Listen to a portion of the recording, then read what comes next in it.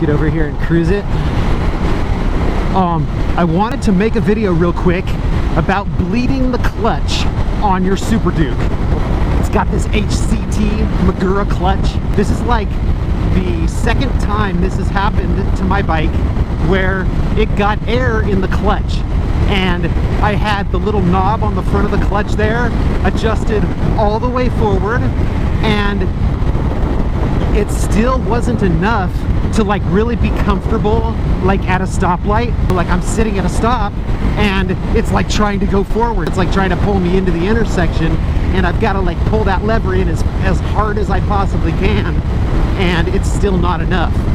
And I could totally tell that it got air in the line because the play at the very top, it should only just be like a little tiny bit like that, and it'll get to the point where it's like a freaking inch of play, and then the amount that it's actually pulling on the clutch is not enough to disengage it all the way. So what I did is I turned the handlebars like that, and so now the brake lever is the highest point in the whole clutch system, and then I pumped the lever a bunch of times like that. I did like what that guy said, to pull it into the grip and let it go, like actually like flick it and then pump it and stuff, and see how much play there is right there.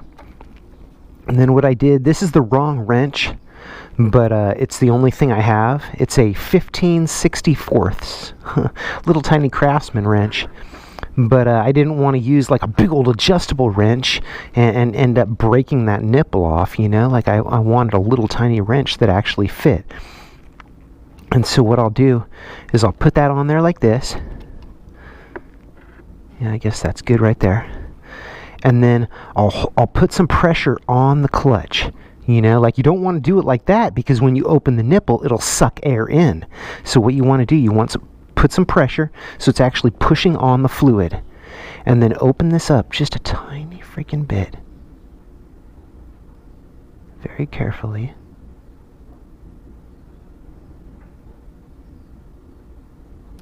That's it. Did you see that?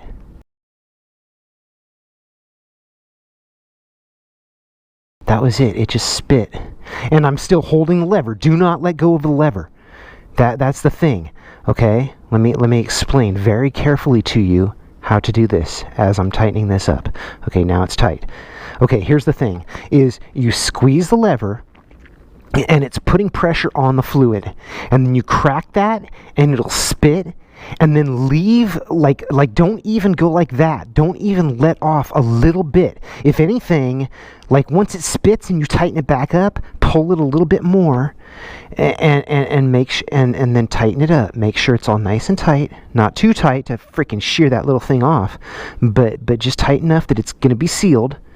And then now let's let it out. Ooh, look at that. Dude, that took a bunch of air out of that. Just that little, like that little fart.